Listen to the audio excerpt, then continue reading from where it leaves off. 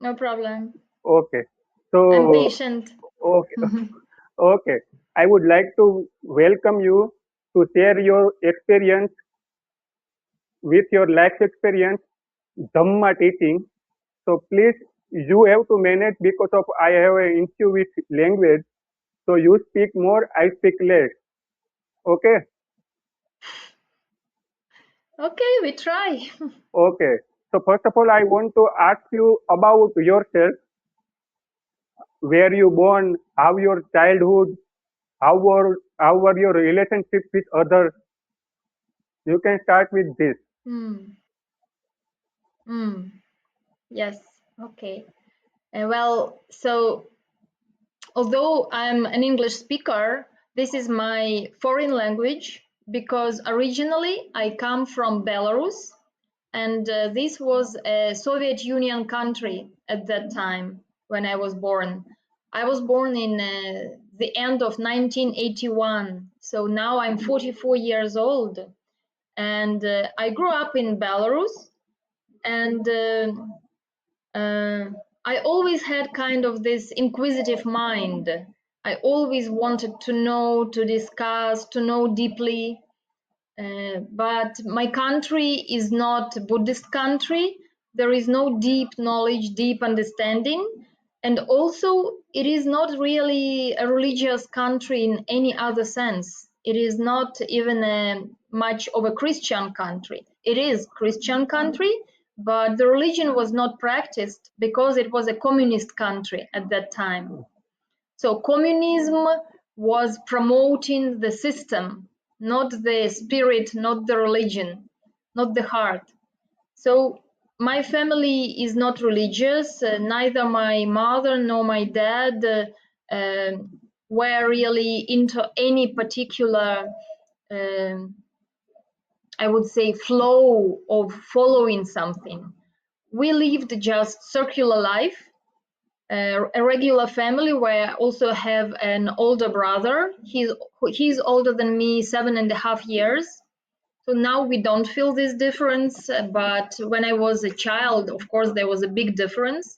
So he was kind of an example for me because he has moved a few steps forward. He advanced in his development, of course, for 7 years difference. So he was my uh, older brother and a friend, and I tended to follow him and to listen to his advice. And I would say that kind of a development for me started at my age of 13. When I was 13, I remember this was a teenage time, and I was interested in some relationships at school and boys and girls, and this was my brother who gave me advice. And I remember that he taught me that if I really want something, I should try and get it, because if I never try, I will never know whether it is possible or not. So at least I should dare trying. So this was the first time when I was very timid and shy, but I decided to try things and to speak up and to say what I want. And in this way, I changed my shyness into doing, into an initiative. And this is a quality also that allowed me later in my older life to take many experiments in life and to dare trying and inquiring. And in my younger years, as I said, I had an inquisitive mind, but also I had this strong eagerness for the truth. I always tried to be truthful and to prove the situation and the truth to everyone. But of course, my truth was only one sided. It was the truth from my side, from my view, from my opinion, from my conditions, which now with learning Dhamma, I understand that this is actually not very right. Everybody is truthful from their own side, seen from their experience and directed from their conditions. But this is why actually wars happen, because everyone knows their own truth, and their truth is right and others' truth is wrong.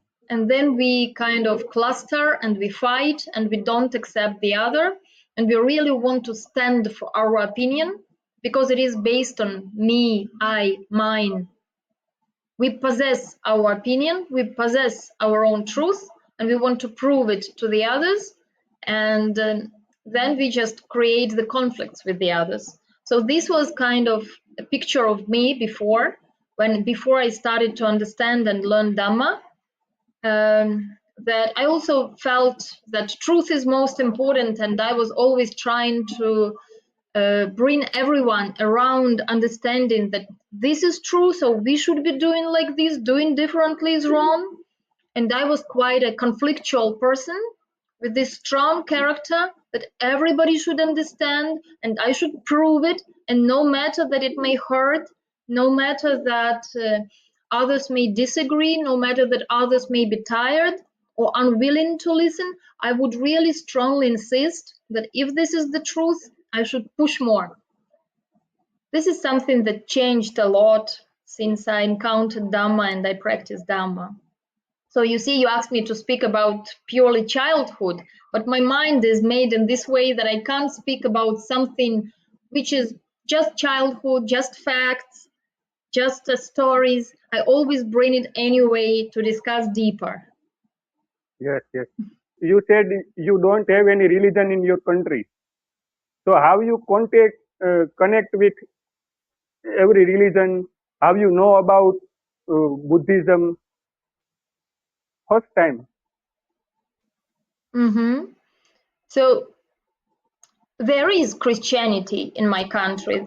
That is just people don't follow it a lot, not fully. People maybe in smaller villages, yes, but not in the capital city. It is much less. Now, maybe since we are free from communism, people do go to churches and maybe they search for some spirituality. But this was not the case many years before. So I should tell you that when I graduated from the university in 2004, I got married and I went to live in Israel because my husband was a Jew and he was a Russian Jew. He came from Moscow. And I came to live in Israel for 5 years because our relationship wasn't very happy, wasn't very successful. So I had to leave eventually the country. But this was the religion that I also connected to. As much as I knew about Christianity, and even at certain point in my life, I asked my parents to take me to the church and Christianize me, but I couldn't find really answers maybe to my questions, and I couldn't find the stability of my life with the Christianity at that time. This happened maybe like when I was at school at 13, 15 years old, that I was looking for some support, something other, and I knew that some other children, they're Christians. I want to be Christian too. So it was kind of a first interest to be someone else, not just a human being. And when I lived in Israel, I also connected deeply to Judaism. So I studied Judaism a lot. This was also a discipline that I studied in my university. And this was very interesting and very fulfilling. And there is a lot of wisdom which I found. And this was the first time when I felt that we can let go of our own wish, our own desire, and we can trust the God. We can just entrust our life because we are too little and too small to know this universe, to know this life. So we should be able to abandon our own desire to know by ourselves and try to follow the wisdom of the God. And some practices in Judaism were quite interesting that now knowing Dhamma, practicing meditation, practicing mindfulness, I can see the link that even Judaism actually, but by not speaking about mindfulness, they actually develop mindfulness too by bringing some obligations on how you should do some activities or how you should not do some activities. So you should be mindful in order to follow this doing or not doing. So, but then when I left Israel and I came back to Belarus, it was 2010 already that I came to Belarus.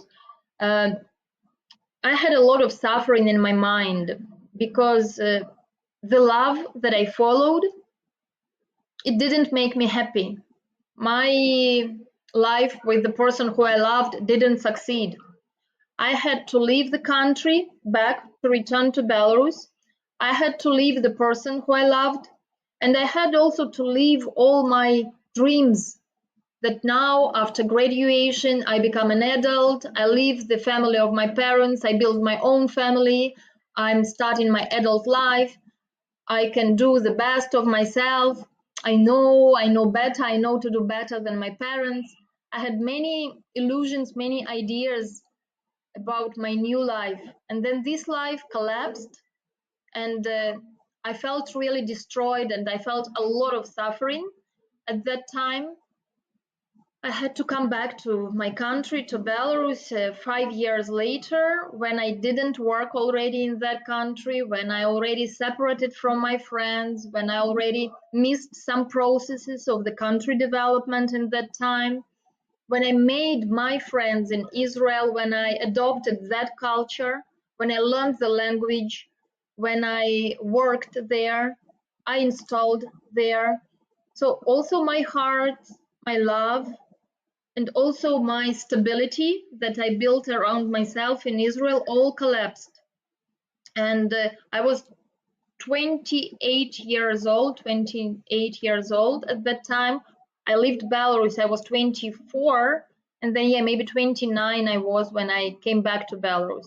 So it was a complete disaster for me, and it was very difficult. I had a lot of suffering. I couldn't accept. I was struggling. I was trying to take back whatever I lost, and even it influenced my health.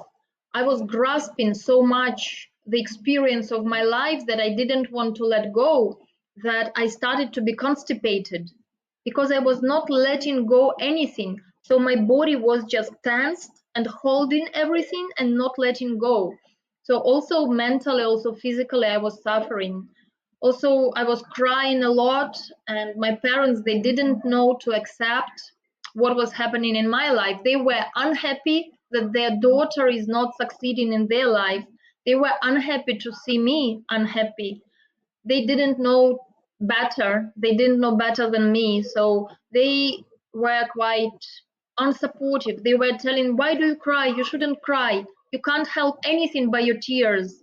So I couldn't even express myself emotionally. So I had to just close, close, and close again. And at that time, I felt that I'm really so unhappy that there is nothing to do. Even we went to a psychologist together with my ex-husband. It was helping for me, but he couldn't make a change. He couldn't change. And psychologist was then asking from me forgiveness that she couldn't help our couple. She could see the effort that I made, and I really saw how to how I needed to abandon my ego in the relationship, how I needed to change. So I made those necessary steps. But unfortunately, my ex-husband, he couldn't make those steps, so we couldn't continue together. And at that time, I was suffering and feeling that no matter how much I could try and change myself, anyway, this was not helping me. This was not making me happy. So whatever I do doesn't help. I cannot control this life. I cannot control whatever I love, whatever I like, whatever I want to have. I cannot keep it. Nothing I can keep, nothing I can influence, nothing I can do, even though I try hard and even though I really abandon my ego and do the work that depends on me, still I'm unhappy. So this was the real suffering that I learned by my own experience, that I can say already brought me to Dhamma, brought me closer to Dhamma. But at that time, there was no one around who would tell me that, yes, suffering is the teaching of Buddha. Suffering is the first noble truth. Suffering is something that we need to understand and accept. Suffering is the basics of life. Nobody could tell this to me, but I felt like this. And feeling so bad for so long time, being almost depressed. I was just feeling that I can't struggle anymore. I can't fight for happiness anymore. I can't do anything anymore. I will just accept that I'm unhappy. I will just stop trying to be happy. I just accept unhappiness is basics, is the default setting of my life.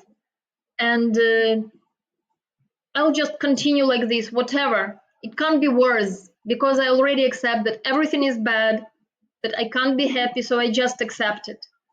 So at some level, I see that I must have learned Dhamma in my previous lives, since now, even without teaching of Dhamma, I could see, understand, and accept. But at this time, as I said, there was nobody to teach me. It was only a few years later when I tried to settle my life back in Belarus. I worked and I was very successful at my work, and there was very good money, and there were business trips in Europe and in America and everywhere, and very good, comfortable life. But I still felt that something was missing, that only good work and good money is not enough. As much as I was involved and interested in doing my job, it was intellectual property. I was working for a computer game company, and I was protecting the ideas that they were creating with attorneys and lawyers from America and from England. I was using their help, their advice, because I myself have no legal education. I was learning languages. I was just a translator, interpreter, simultaneous interpreter for English, Hebrew, the language of Israel, and German. So I had no other education, but due to my high knowledge of languages and due to my openness of the mind, they hired me for this position where I could be managing the projects with the lawyers. And then I started learning little by little. So I was deeply involved in my work, and it was also interesting and also rewarding, but something was missing. So when something was missing, people told me, somehow I learned. I make a story shorter. There are many more moments in that period when my mind was formed, when detachment was preparing. Which Yeah, I don't experience think I is should go. important, which the perspective of Dhamma you can share. But many details. Maybe once, if you share this, if some people get interested, we can touch this story again and I will give more details. Okay. But like this, I will get to the main points, because otherwise it will be so long. Because Dhamma really builds everything moment by moment. So at some point, some people recommended me to go and travel to India as a spiritual country, as a country which gives a lot of change to the mind, to the experience. So once I traveled to India for 1 month, but at that time I felt so limited. I felt that this ticket back was really annoying and was really depriving me of the experience that I can get. In India, I met people, other travelers, who traveled without their ticket back, who spent already 3 months, 5 months, and I saw how much free they were, how much they could be just free in their experience, that wherever they come, they don't have ticket in after 3 days to another place. They come to live and to experience, and they meet people and they live their life, they live their karma there. And as much as they feel, they stay. And whenever they feel it is over, they would go to another place. So this was something that showed me how much I limit myself by some dates and tickets and time, and this idea on the mind that I should go, I should change, I should leave.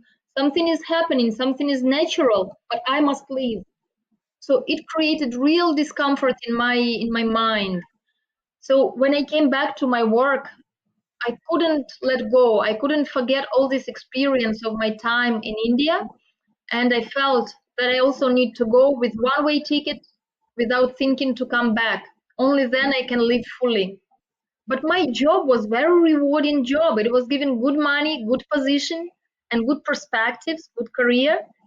So it was not just a standard decision to give up such a job and just to go to India. But the process started inside of me, and I couldn't already do anything with it because I couldn't sleep. I couldn't just pass a day without thinking about this idea.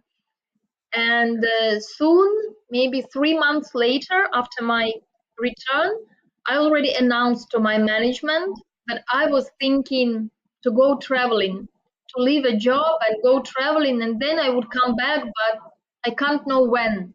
Maybe in half a year, like this. They were surprised. They made some jokes of me. They told me, "Oh, you come there, you go to the Himalayas, you stay with the monks and nuns, you lead holy life." They were making jokes, but this is what became true in the end.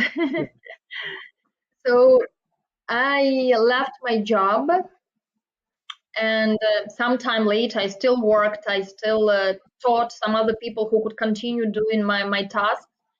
And then in September 2013, I left my job and I came to India. And I spent 5 months in India, really without any particular plan, without any big experience, without any support of anyone. I just had some money that I saved from my work. And I decided to travel very cheap style so that I can travel as long as possible.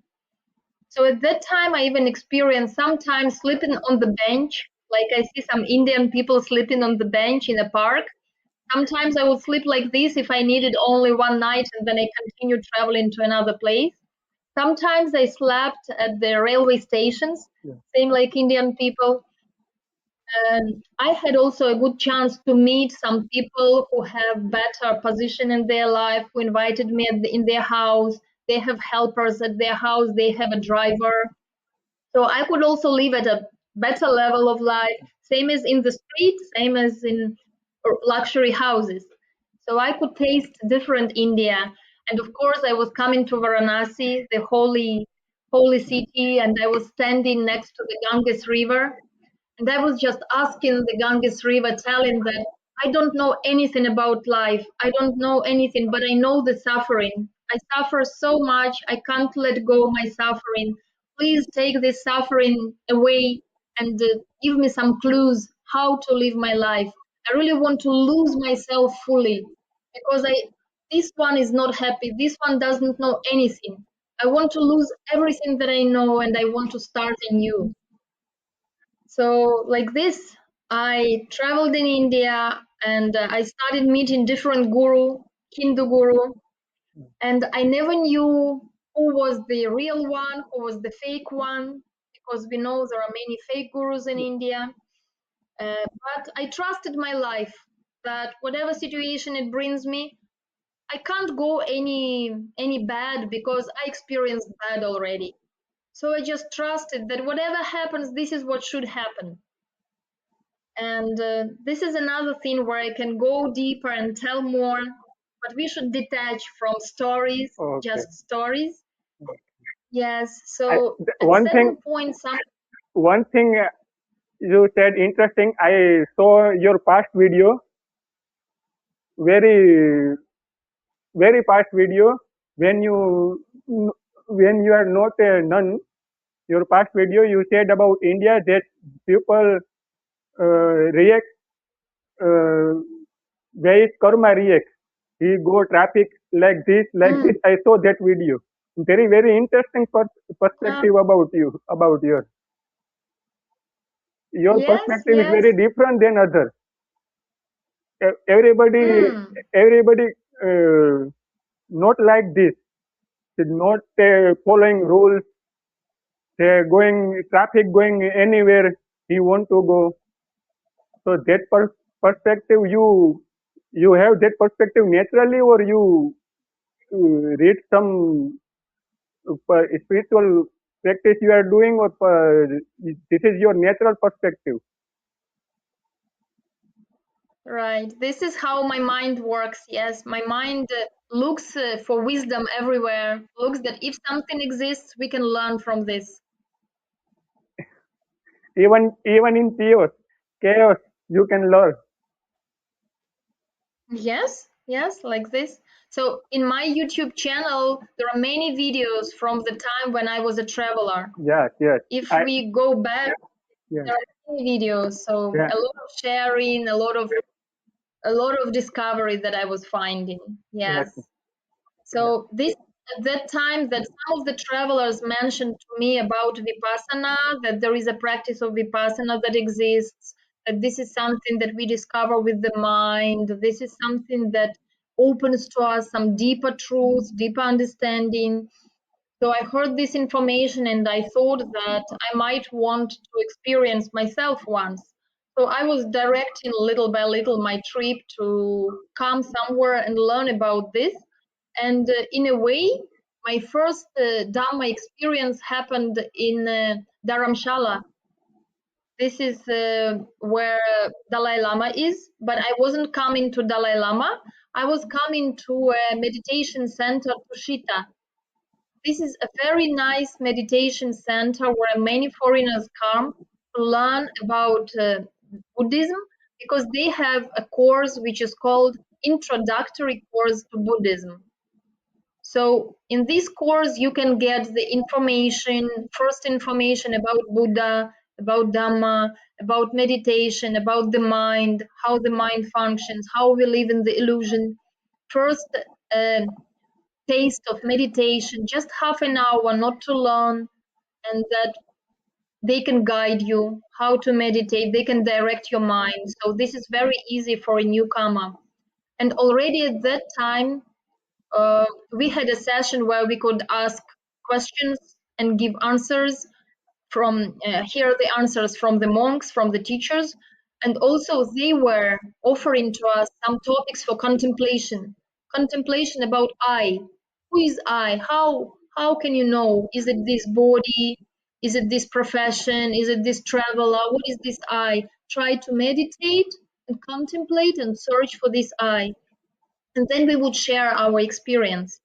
So at that time, at that first course, one teacher told me, I can see you will continue with Dhamma because you have very serious approach and you have very good potential for understanding Dhamma.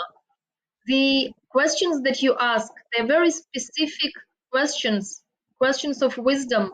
And the answers that you yourself are given from your own contemplations, they're very interesting, very different from others.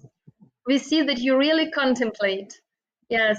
So already at that first course, I got very interested, and also I heard this feedback, which was surprising to me. I didn't know that my thinking is different from thinking of others, but it appeared to be so. So since then, I started looking for different meditation retreats. I left India, I went to Sri Lanka. In Sri Lanka, I found already to visit some Buddhist places.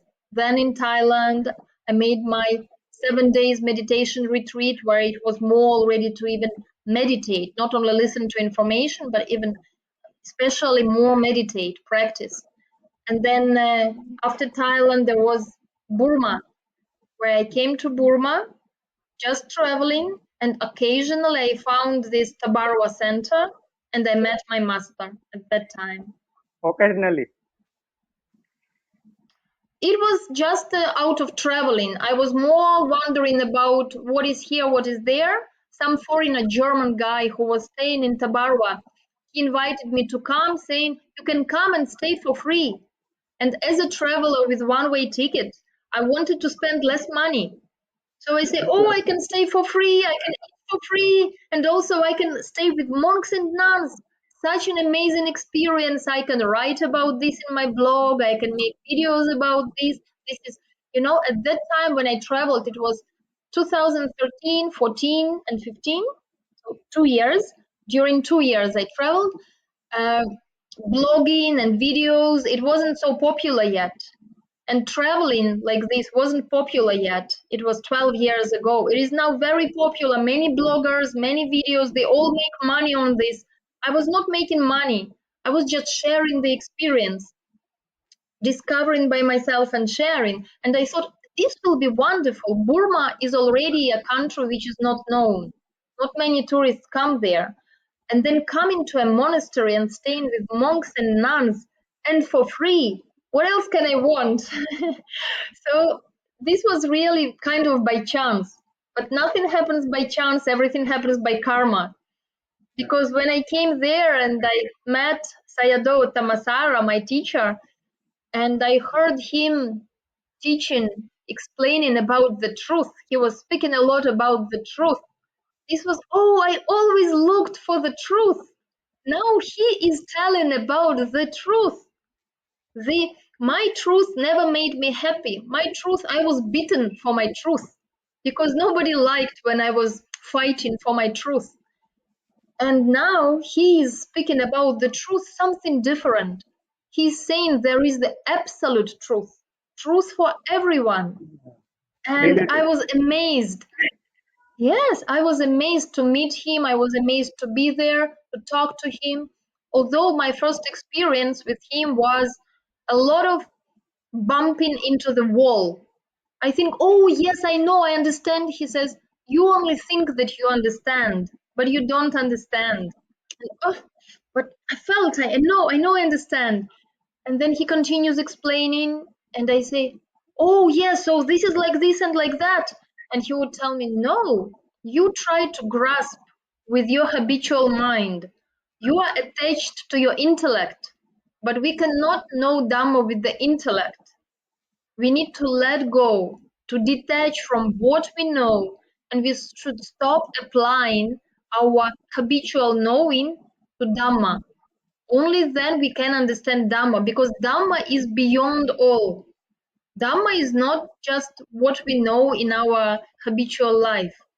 Dhamma is beyond. Dhamma is liberation from all that we know. If Dhamma was the same as our regular knowledge, then first of all, many more people would know. Yeah. Then also, many more people would be happy and satisfied. And then it would be also so easy to get to Nibbana, to get liberated. But there are not so many liberated people. So I needed to really many times try, is it this? Is it like that? And he would tell me, no, this is wrong. No, you grasp too much. No, you are using your mind. You should not use your mind. How can I understand without using the mind? This was really for me. And I was trying hard to understand. But this is not this understanding. This is grasping. This is attaching. We should let the right understanding happen.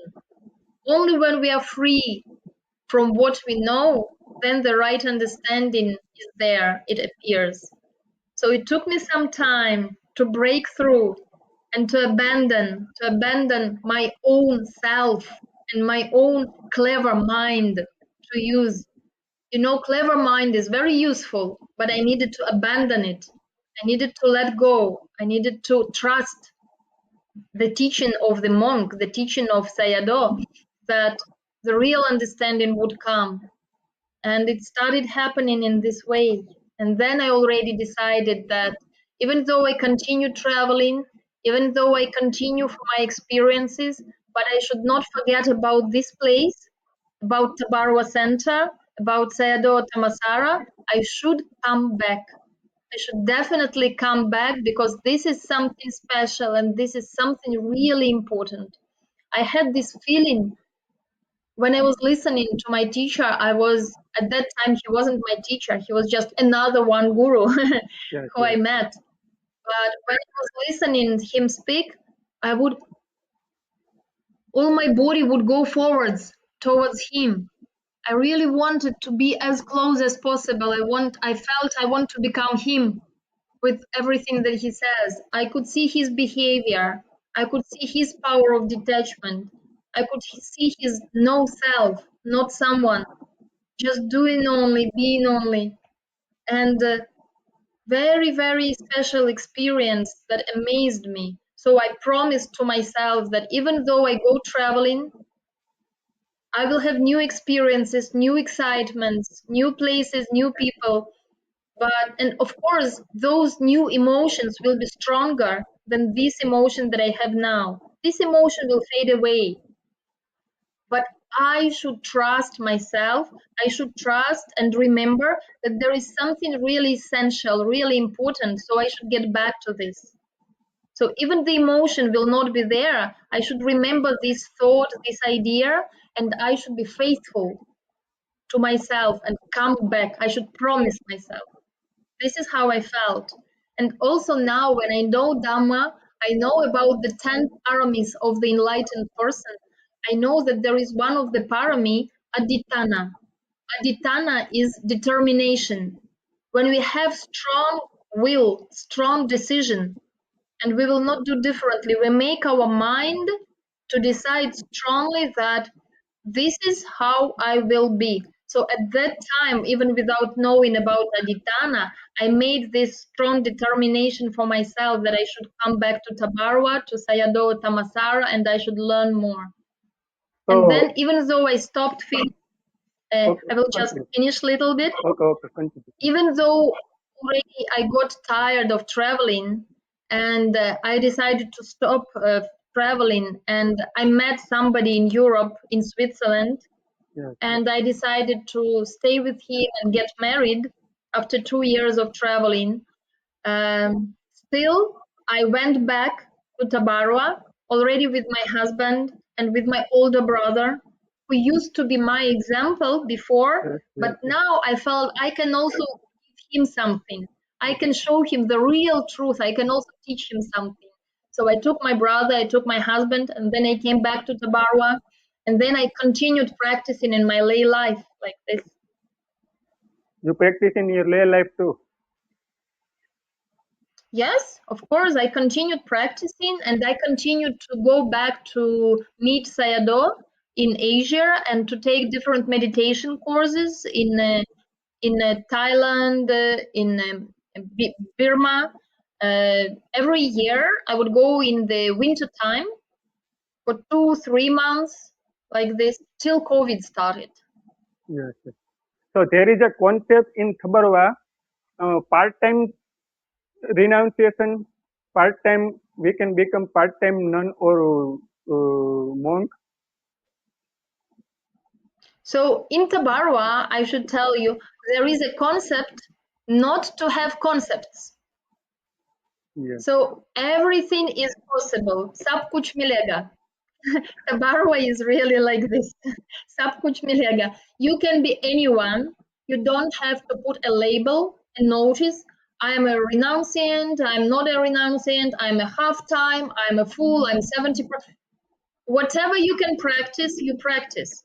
You want to come and stay as a permanent member of Tabarwa, you come and stay and you live the life that is happening there, and you learn your experience and you do good deeds, you help others, whatever you can help, and you take help from others, whatever help you need.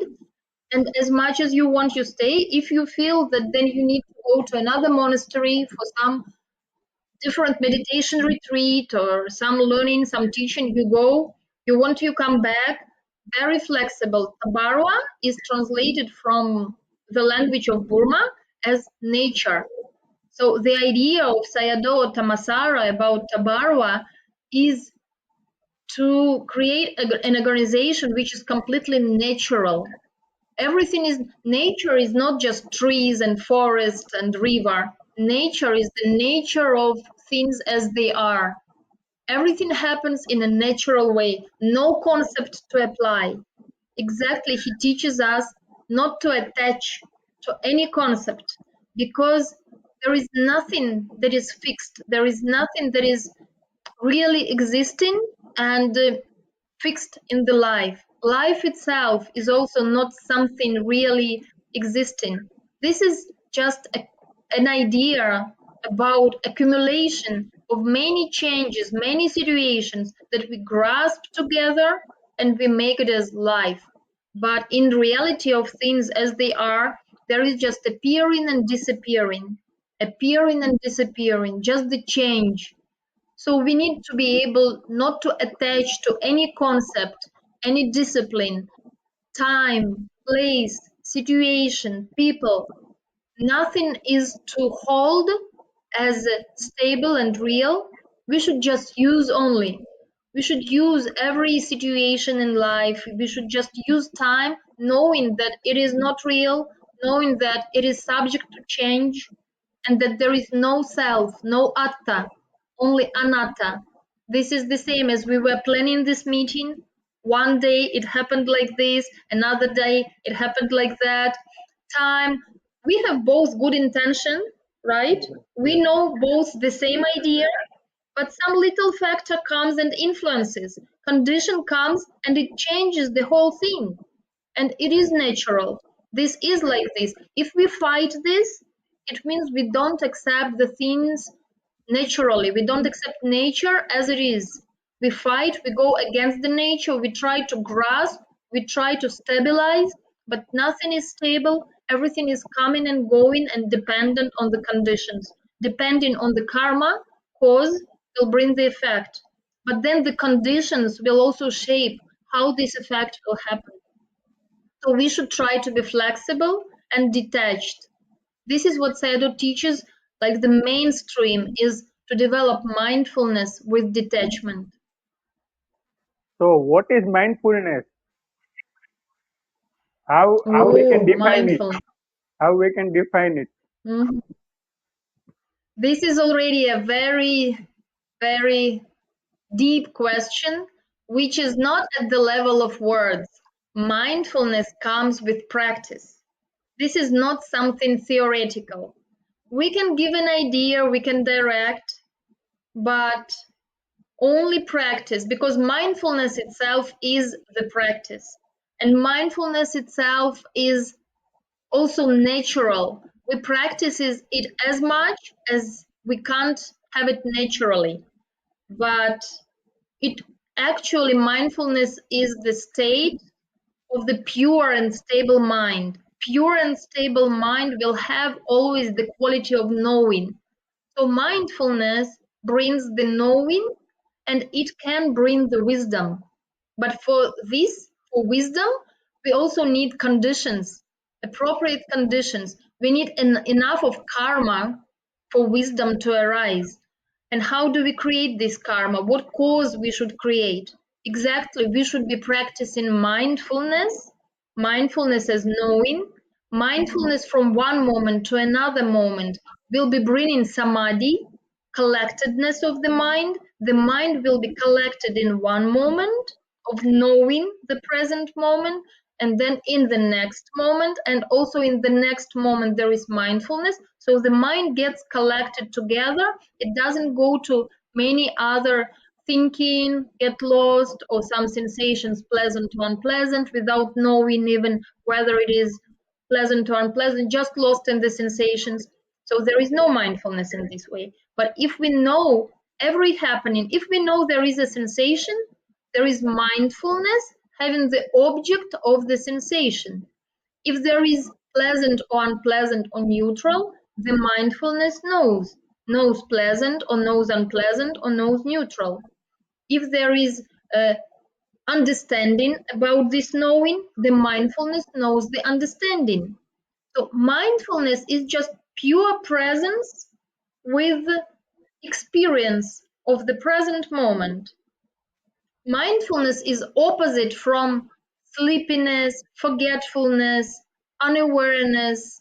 Um, so mindfulness is the presence, but this presence is not pure presence. This is how can I? This is really experience. This is something to experience. I might be giving words coming from my experience, but another person, the listener, can grasp the words in their own way, and then it will actually turn around what I try to explain. So this is what I mean, that when I'm explaining mindfulness, this should be experienced, not grasped as a concept of words, but tried to taste it. Like I can be explaining to you the taste of a strawberry, but you need to taste it to find why I use those words for the explanation. So words are not to grasp that this is like this. Words are to use only, just to use to appropriate your own experience. So this very mindfulness is taught in many meditation centers, that we need to be present and to have knowing mind. Mindfulness is not something durable, because everything changes, every moment changes. So mindfulness is something that comes in one moment. It is not directed by us. I cannot control mindfulness. Everything is dependent. Everything is arising due to the previous cause. So as a previous cause, there should be familiarity with the subject. There should be listening to Dhamma, to the right teaching. There should be this curiosity to know Dhamma, to understand our own nature. And then mindfulness, as a result of such knowing, listening, curiosity, mindfulness will arise. Mindfulness will arise to make it possible for you to explore, to know, to practice. So mindfulness arises, and then there is knowing with this mindfulness. So this mindfulness is taught at many meditation courses, but Sayadaw teaches something that many teachers do not tell. He teaches that mindfulness only is not enough. Mindfulness with detachment is complete. Because if we are mindful of knowing the hearing or knowing the seeing, but we do it with attachment, with grasping, we will try to possess the object. We will know the object as stable, real, everlasting, that we can have, possess, that we can influence, but this is wrong. So mindfulness should come with detachment, that any object that we know, it is impermanent. So mindfulness lets go of every knowing. Whatever there is known by the mindfulness, it is let go. It is not to hold, not to bring from one moment to another. New moment, new mindfulness, new object. Object can be similar to the previous one, also some form or shape, visual, or just knowing the scene, or mental idea, or some physical feeling. It can be one mindfulness moment with physical feeling, another mindfulness moment with physical feeling, another mindfulness moment liking. But then it can change also to uh, knowing about liking, or seeing something. Here I'm liking some physical sensation, but also seeing. So changing, always changing. And in the beginning, we start knowing mindfulness as I. But later, we develop also the understanding there is no I. This is not I who likes. This is not I who is mindful. There is only mindfulness that appears and disappears. It can appear, it can disappear. For some time, there will not be mindfulness, because we cannot control. Because according to cause and effect, another cause appears for mindfulness, the mindfulness will appear again. So this is a huge practice. This is huge effort to develop this mindfulness. So coming back to your life, when you come from Burma, you decided to touch with Sayadaw and Thabarwa. After how you decide to be a nun?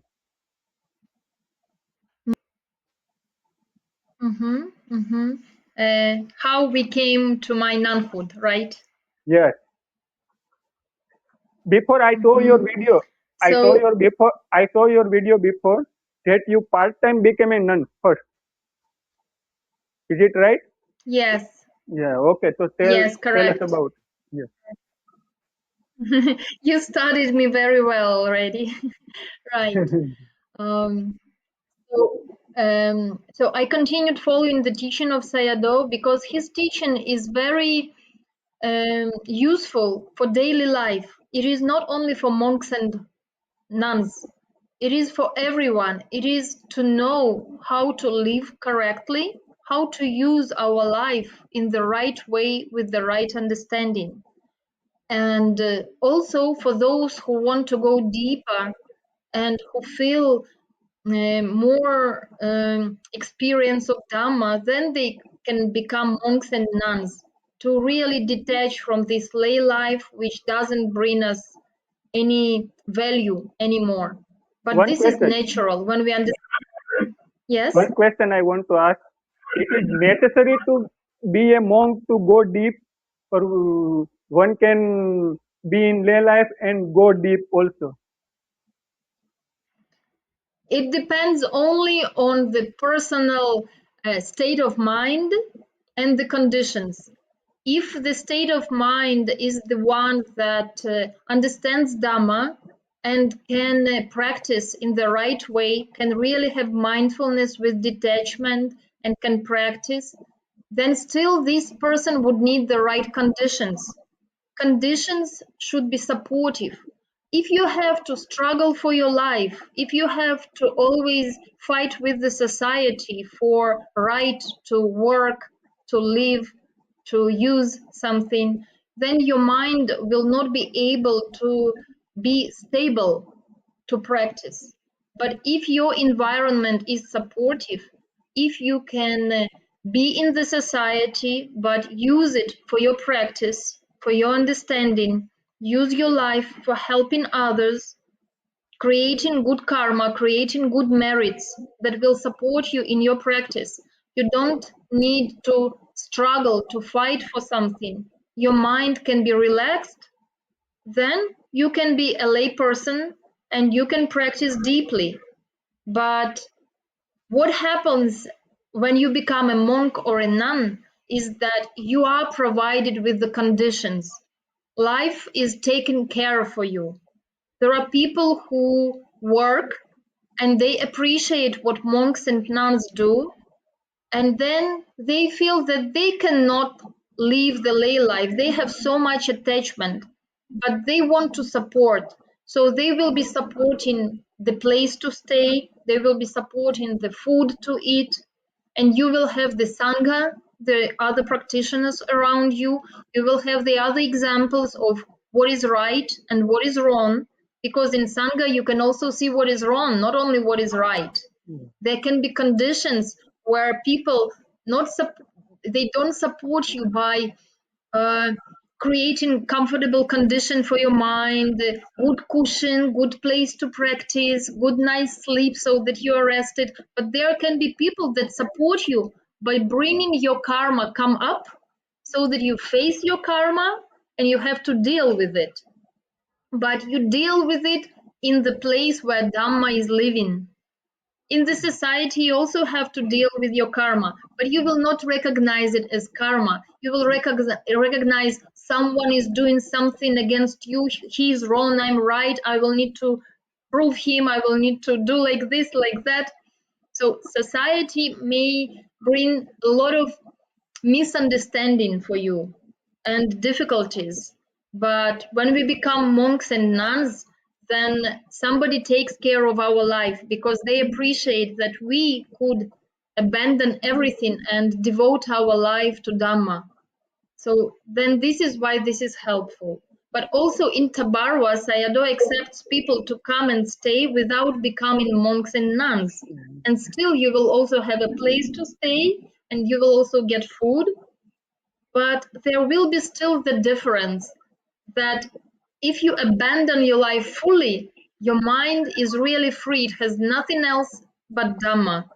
But if you stay as a lay person, you practice as a lay person in the community with others, but you are still a lay person.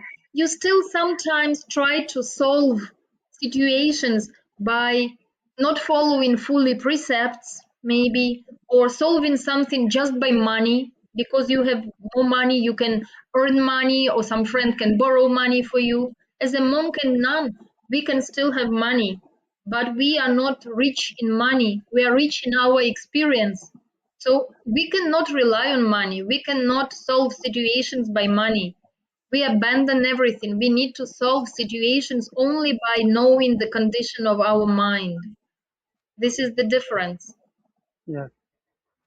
So you can continue Yes. in your story. Yes. So when I lived in Switzerland, I started my life with my husband. I still hope to have children, to make a family. I was 33 years old, and I had hopes for better life, that I learned something. that I had my experience. Now also I practice meditation. It makes me a better person, a more balanced person, a more reliable person. So I believed I could be a good wife, a good mother, a good member of the society. And I was a housewife because I was new in Switzerland and I didn't speak French yet. In this part where we live, we speak French. So I needed to learn the language. So my husband was also kind enough and supportive enough that he didn't ask me to go working directly. I could be a housewife. And also, as I learned from my teacher, from Sayadaw Tamasara, that we need to be living our life not only for ourselves, only feeding me, I, mine, myself, my ego, but we need to use our life to do good deeds for others. So my husband also supported this idea that I could be a housewife and I could have time to go and do volunteering. I can volunteer in the society, help elderly people, help handicapped people. I can do for others. So I was doing like this. And I was always thinking that what I do, I share my merits also with my husband because this is thanks to him that I can have time and I can have this freedom to do good deeds for others. Because doing good for others creates good merits for us. If we have those merits, they support us to get what we want, what is really necessary for us. So I was sharing the merits also with my husband like this because he was busy working after all. But in a way, as much as I was adapting myself to this country, to this language, to this culture, which is very different, it is very different from India. I learned from Belarus, I came to India. I learned to be very simple. I learned that time doesn't matter. You can come later, you can come earlier. It's important that we talk, we discuss. If it's going, it's going. If it's not going, it's not going. And that everything is possible. If not in this way, then in that way. And if it's not possible, is also okay. We try some other time, maybe like this, maybe like that. Very flexible. And then I come to Switzerland, a very restricted country, very up to the norms, regulations, standards. Everybody follows all the rules. Everybody knows if you make A, there will be B. If you make A and B, then it should lead to C. Every next step is known in advance. Time is also important. Time is important that you cannot call me between 12 and 14 o'clock because this is the time that people take their meal, always at this time. So at this time, you should not disturb. Nobody will call on the phone. Many different aspects that I had to fit in after all the freedom that I got while traveling. I traveled not only in India, I traveled 5 months in India, then I went to Sri Lanka, then Thailand, then Burma, then Indonesia, again India for 3 months, then Malaysia, Singapore, 1 month here, 1 month there, again several months in India. India was taking more time always. So I was very free and I came to beautiful and very comfortable Switzerland, but I needed to squeeze myself into rules and regulations. So I was in shock. I saw how much people are restricted. What I learned, the freedom and how much we are flexible if we just flow with life. This was not applicable here in Switzerland. But with my practice of meditation, I understood that as a human being having this body and mind, if I grasp, if I attach, I will suffer. But if I try to go with the flow, if I try to accept and not to reject, then I will be at ease, whatever is happening. So I try to learn and accept that Switzerland is like this. I try to learn now to be free within the framework, to be free in the borders. My freedom is there because I follow these borders out of acceptance, not out of obligation, like this. So for me, this was also experience of Dhamma, trying to see that the world is different And how can I adapt? Because I know that nothing is fixed, nothing is only one way, everything is changing. So I tried also to change and apply myself to the life here. But this mentality, although we can say I'm a Westerner and you are coming from Eastern world, from India, from or Asian people, you are more similar and we are more different. But even Switzerland and Belarus are so different. I discovered like this. We are so different. So I came to see the mentality of my husband and of his family, which is so different from my mentality. And I had to learn to discover how to deal with this. So some Different from Israel, years we different from Israel to different from also Israel. very Israel India. Yeah, Israel is more similar to India, yeah, yeah. more flexible. But Israel is also similar to Europe because they know the high quality life, the high standard life, the high service. In India, it's okay. Just you eat, this is food, it's okay. In Israel, they will complain. They will complain if something is wrong with the food and you come and you pay. You need really good service. So this is similar with Europe, but this what is similar with India in Israel is that they are easygoing, they can talk to anyone, they don't hide many secrets.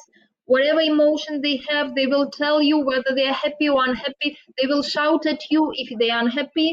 They will give you many compliments if they are happy.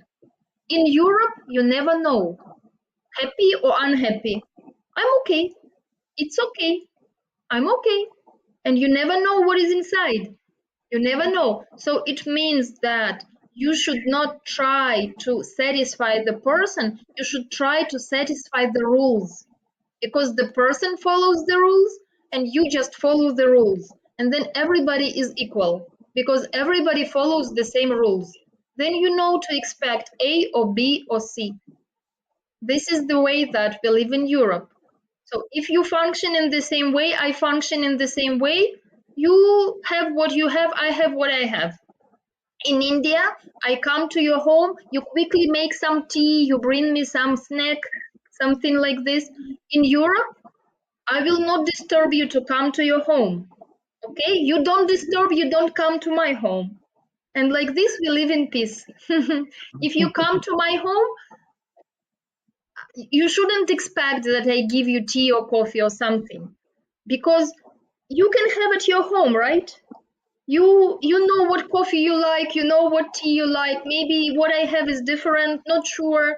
So maybe yes, I can offer you, but maybe still you have your life, I have my life. Well, I exaggerate little bit, but this is also true. Not at every home you will get a cup of coffee. This is true. Not at every home you will get something. You come, you may stay in the corridor to discuss. Not sure that you will be welcome to come to the living room. Not sure. Because like this, you have the security that you have your own home. This is your protection zone. This is your relaxing zone. This is the way how you like, how you want, how you keep it. So if I start coming to your home at the time that is comfortable for me, I will create discomfort for you. So here we don't create discomfort to the other. Here we have a lot of security coming from the government, coming from our security system, assurance, like the health assurance also. We are all surrounded by comforts and by security and by fixed idea of how it is. So mind development here is very rare. I mean, intellectually, yes, but not spiritually. So I started discovering this all little by little, seeing how cold people are, seeing how difficult it is to build friendship, communication with people, that we don't just go easily in the street and we don't ask directions or any information. Better you look in the phone, the information, rather than you go and contact the people. You express so much surprise on your face. We can't ask anybody from some address. Can't we ask? What are you saying? Can't we ask somebody to some address? I have to go. You can, but you'd better first try to figure out yourself, because you will disturb the person. The person is in their head, in their thoughts, in their ideas. People are very polite. They will not send you away. They will say, hello, yes, you wanted to ask something? Oh, yes, sure, I will try to help you. Then they start developing this little talk, little conversation of politeness around this. And if you come, you should also say, hello, I'm very sorry. I am really lost here and I would not like to disturb you, but I do really have some questions that I would need your help. So you need to build around a lot of politeness before you ask a question. I Okay. myself felt victim to my own habit that in my country, in a supermarket, we know that uh, some shop assistants, they are there to assist you with information. So I would come and say, where is cheese here? Excuse me, where is the cheese? When I did like this here in Switzerland, saying, excuse me, to attract attention, excuse me, where is the cheese? They would tell me, bonjour, madame. It means, hello, lady. First of all, they would, hello, as if I didn't say hello. I said, excuse me directly. So first I need to say hello. Then I need like to say, I would like your help. And only then Okay. I would ask the question. Yes, Lots of like this. formality. This is Lots the of formality we have to follow. yes, because here we follow rules and regulations, and they secure the comfort of our life, the comfort of our mind. So here, just as yesterday, I met a Swiss friend who is Christian, but she looks much deeper than Christianity. She really tries to understand. For her, God is not some figure, is not somebody existing there and ruling everything. For her, God is the nature of happening, the nature, the law of happening.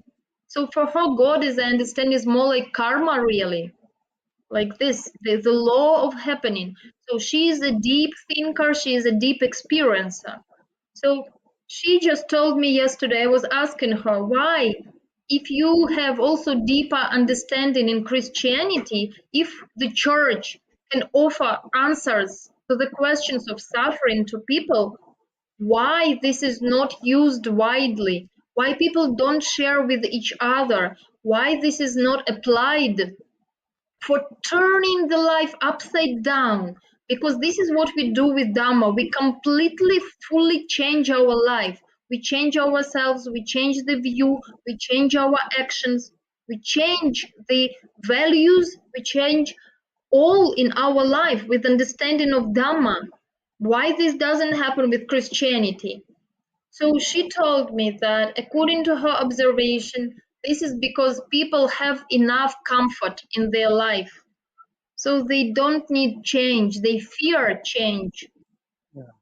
They are afraid of change. And she said, I have never been to Asia, but I think that in Asia, life is less comfortable, more hectic, and this is why people actually they don't hold so much to the stability of the things as they are. People are more flexible in Asia, and I agreed with her, and there is less comfort and more trouble with money, more trouble with security. So they are always looking for all different solutions, and this is why they are ready to make a change in their life.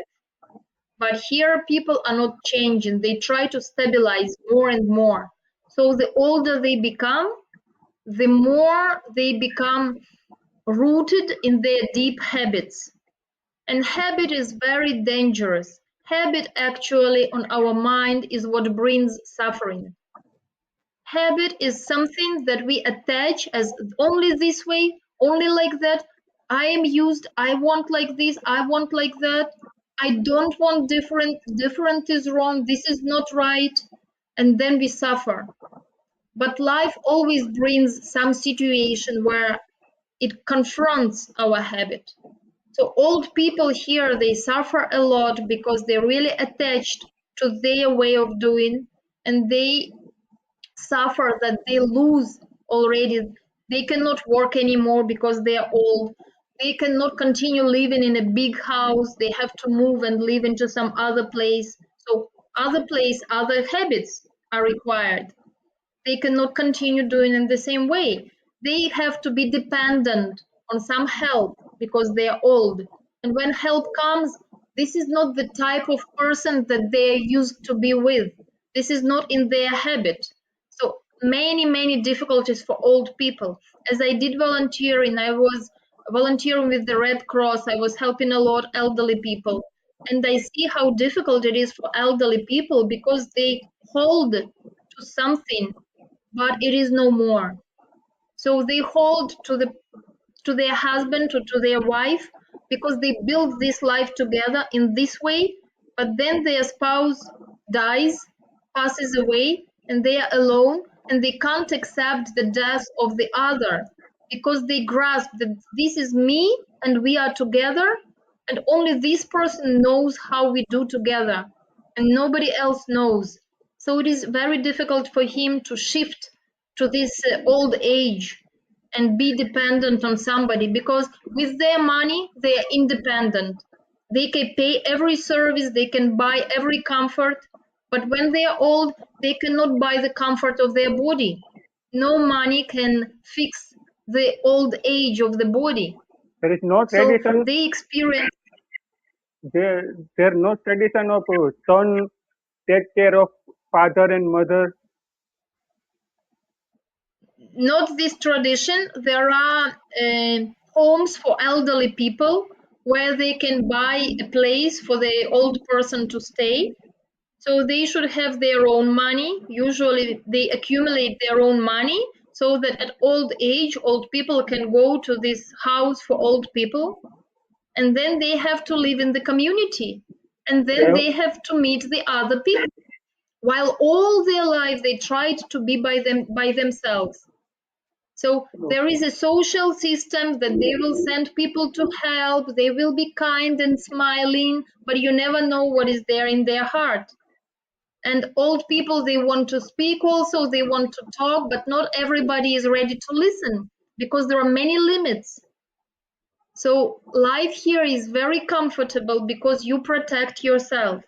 But deeply inside, people don't know the others, they don't know themselves. So this was my experience learning like this year by year and learning the mentality from my husband and from the family of my husband. I really wanted to have dinners together, lunch together with the family of my husband and share more. And I cook and you cook and we share and you come to me anytime. I give you tea, a cake, a cookie. But this was not the case. So I had to learn to restrict myself. And I could learn the comfort of this when nobody calls on my phone. This is very comfortable that nobody is calling. This is very comfortable that outside I go, nobody knows me, nobody talks to me. This is very comfortable in the end. I also learned this comfort. This went very well with my meditation. For my meditation, I need a bit restriction. I need a bit more silence. So this goes very well with my meditation practice. Like this, I could be applying the teaching of Sayadaw, practicing mindfulness with detachment, still attaching to some concepts of this shouldn't be like this shouldn't be like that. Then with mindfulness, discovering this, learning to detach, then um, doing good deeds, helping others. I could also do in this society, this is possible. Volunteering here is official, not that you go and try to help somebody, but there is official volunteering. They would pay me back if I use my car to come to the home of somebody, or if I pay for the bus, they will pay me back because I spend money. I should not spend my money. My money should be with me. So I do volunteering only by giving my time. Time here is very precious, giving time to somebody. So like this. So I was doing all this, but life wasn't easy because of this different mentality. And also, we discovered that there was some mm, difference in me and in my husband, that also because of this mentality, but also out of family tradition, out of some habit. I'm very active. He is more reserved and quiet. And we could accomplish and be together like this in a good way. But there were also difficulties because of this, some misunderstanding. So I could practice this all with Dhamma. The more difficulties I was meeting in my life, I would always change the understanding that this is not the difficulty, this is the Dhamma that I should practice. So I practiced like this, and when I was coming to join Sayadaw in Thabarwa, then I would feel at vacations, because everybody speaks the same language of Dhamma. Even though it is difficult, in Tabarwa we go, there can be some people with mental problems, there can be some people with deep habits, with some jealousy. Many people are jealous about Sayadaw because he is so great. We all to be near to him. We all want to be useful for him. So there can be also some competition, and this is difficult to accept too. But I was in the Dhamma place where, after all, everybody can see that this is life experience happening. While in Switzerland, in the society, everybody takes care only of this situation, not of Dhamma, not of the mind, but of this current situation. So when I was going to more difficult life in Asia, it was easier for me just because of the state of the mind, like this.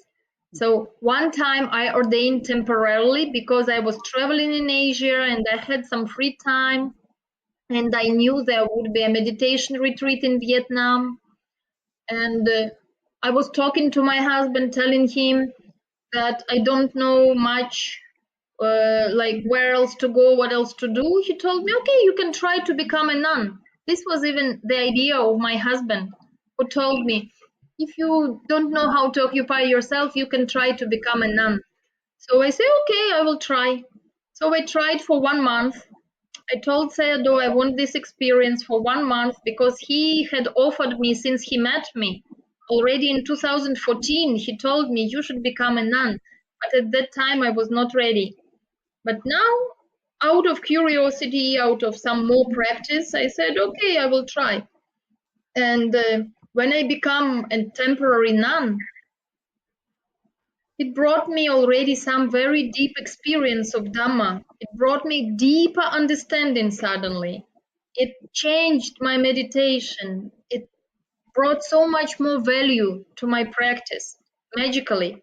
Also, this experience of people respecting me, seeing a nun in me, seeing a renunciant, supporting me, also prostrating to me. It was so uncomfortable first when people prostrated to me, bowed to me, and I saw that ego is arising, saying, oh, they shouldn't do this. I'm just a temporary nun. I'm a European. No, no.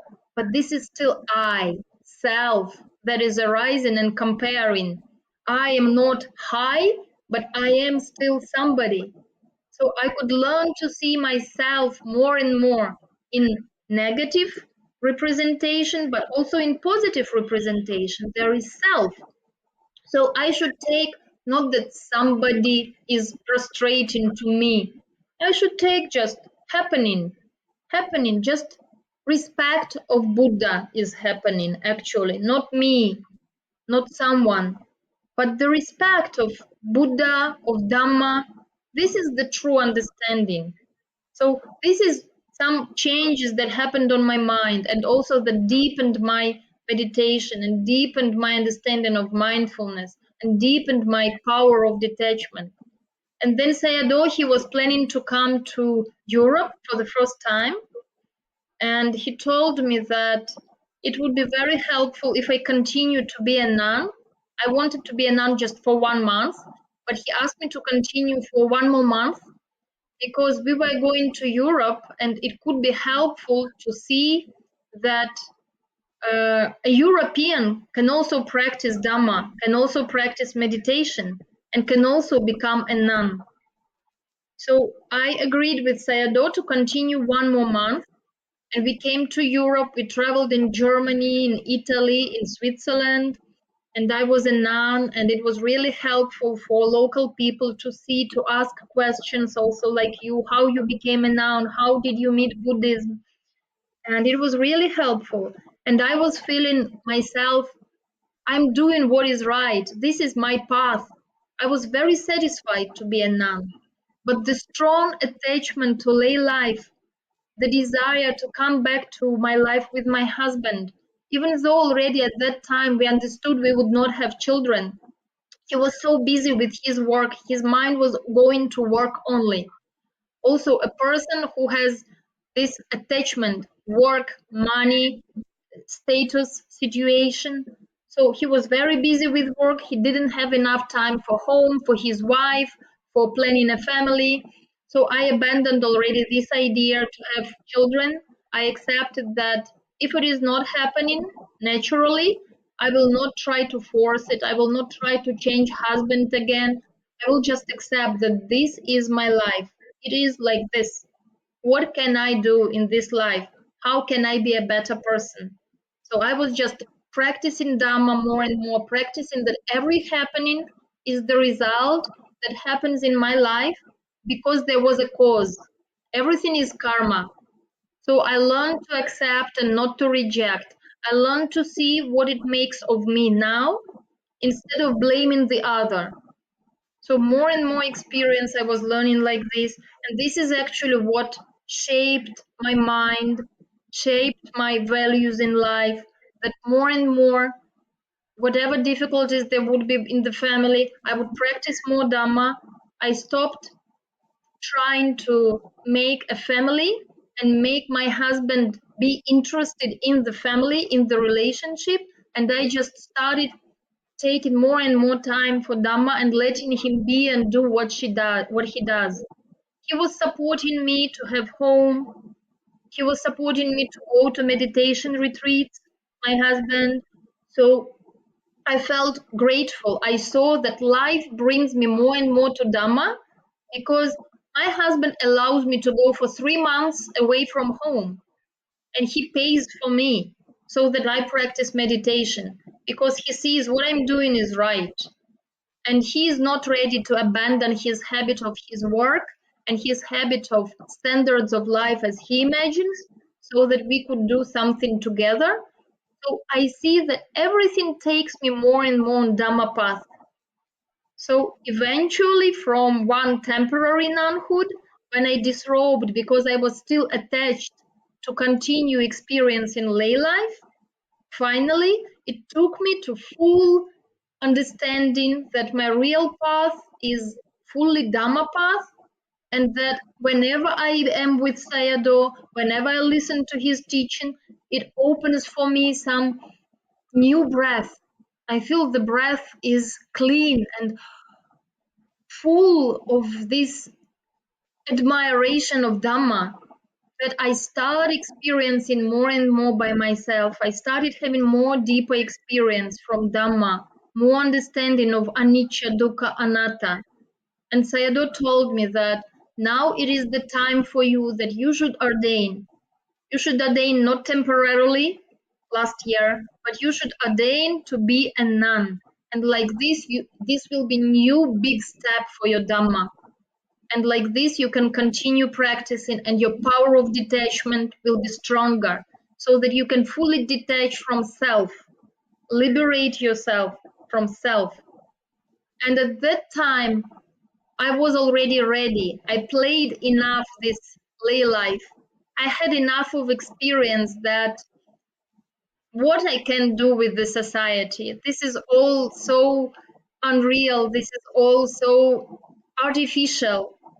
And even if I try to do more good deeds, people will not accept because they themselves are limited. They do everything with the limit. And Sayadaw teaches us to do out of our limit. So I felt ready. So I told my husband that I would like to become a nun and I would like to go and ordain without any limit. And he just accepted. He said, I always knew that this would be your path. I always knew. And he said, anyway, I'm too busy with my work. And it was a difficult situation because we also told each other that we still love each other. Even though there were conflicts, even though there were difficulties, but we spent 10 years together. These difficulties helped me grow. These difficulties helped him also understand that maybe he is not that very family man, that he likes to be alone, he likes to be more reserved, he doesn't need this much sharing. He likes to help others, but then he wants to come back and be busy with what he is comfortable with. He's very much devoted to his work. He is a financial worker, he is an accountant, chief accountant. He's very professional, he knows his work very well. He also gives private lessons about lessons of mathematics or lessons of accountancy. So he's very interested in his work, but he's not much interested in other activities and in sharing and in devoting time to the partner. So this situation became kind of good for me, good for him, because he can be released to do just what he needs without paying attention to me around there, and he can support me to go and become a nun, which is very wholesome.